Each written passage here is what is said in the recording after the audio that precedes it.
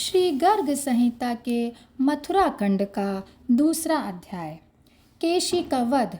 श्री नारद जी कहते हैं, मिथिलेश्वर, उधर बलवान एवं मदोन्मत्त महादैत्य केशी घोड़े का रूप धारण कर रमणीय वृंदावन में गया और मेघ की भांति गर्जना करने लगा। उसके पैरों के आघात से सुदृढ़ वृक्ष भी टूटकर धाराशायी हो जाते थे। पूंछ की चोट खाकर आकाश में घने बादल भी छिन्न भिन्न हो जाते थे। मैथिलेंद्र, उसका वेग दुस्सह था। उसे देखकर गोप गोपियों के समुदाय अत्यंत भय से व्याकुल हो भगवान श्री कृष्ण की शरण में गए। पाप और पापियों को पीड़ा देने वाले भगवान ने कहा, डरो मत। यह कहकर उन सबको अभयदान दिया और कमर में पीताम्बर कसकर वे उस दैत्य को मार डालने की चेष्टा में लग गए। राजन, उस महान असुर ने अपने पिछले पैरों से श्रीहरि के ऊपर आघात किया और पृथ्वी को कंपाता हुआ वह आकाश मंडल को अपनी गर्जना से गुंजाने लगा। तब जैसे हवा कमल को उखाड़ कर फेंक देती है, उसी प्रकार श्री कृष्ण ने उस दैत्य के दोनों पैर पकड़कर बाहुबल से घुमाते हुए उसे 1 योजन दूर फेंक दिया। उसने भी क्रोध से भरे हुए वहां आकर व्रज के प्रांगण में भगवान श्रीहरि के ऊपर अपनी पूंछ से प्रहार किया। राजन, तब श्री कृष्ण ने उसकी पूंछ पकड़ ली और बाहुवेग से बलपूर्वक घुमाते हुए उसे आकाश में 100 योजन दूर फेंक दिया। आकाश से नीचे गिरने पर उसे मन ही मन कुछ व्याकुलता का अनुभव हुआ, किंतु पुनः उठकर वह बलवान दैत्य मेघ के समान गर्जना करने लगा। अपनी गर्दन के अयालों को कंपाता और पूंछ के बालों को आकाश में बार बार हिलाता हुआ वह दैत्य अपने पैरों से पृथ्वी को विदीर्ण करता हुआ श्री हरि के सामने उछल कर आया। तब भगवान मधुसूदन ने केशी को एक मुक्का मारा।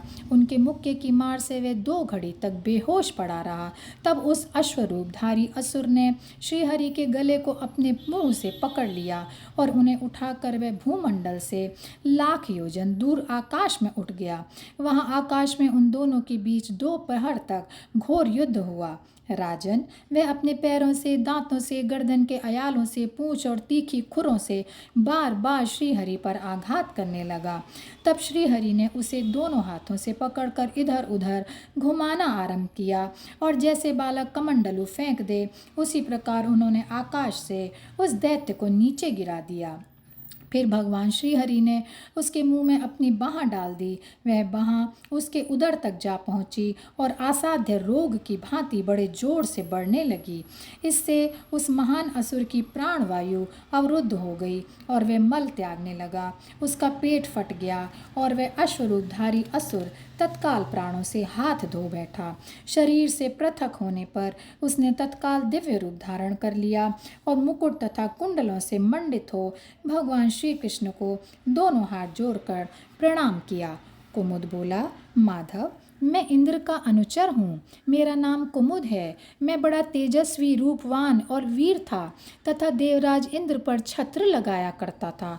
पूर्व काल में वृत्तासुर का वध हो जाने पर प्राप्त हुई ब्रह्म हत्या की शांति के लिए स्वर्गलोक के स्वामी ने अश्वमेध नामक उत्तम यज्ञ का अनुष्ठान किया।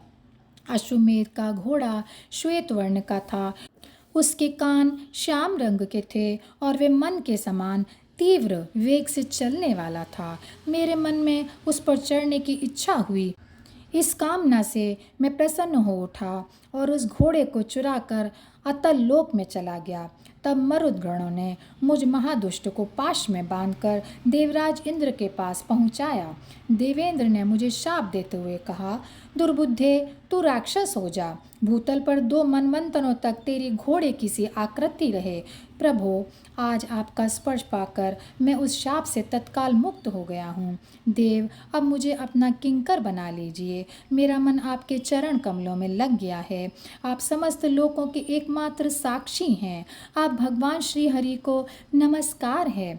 श्री नारद जी कहते हैं, राजन, मिथिलेश्वर, यों कहकर परमेश्वर श्री कृष्ण की परिक्रमा करके कुमुद अत्यंत प्रकाशमान उत्तम विमान पर आरूढ़ हो दिशा मंडल को उद्दीप्त करता हुआ वैकुंठ लोक को चला गया। और यहीं पर यह अध्याय समाप्त होता है। जय श्री कृष्णा, जय श्री कृष्णा, जय श्री कृष्णा।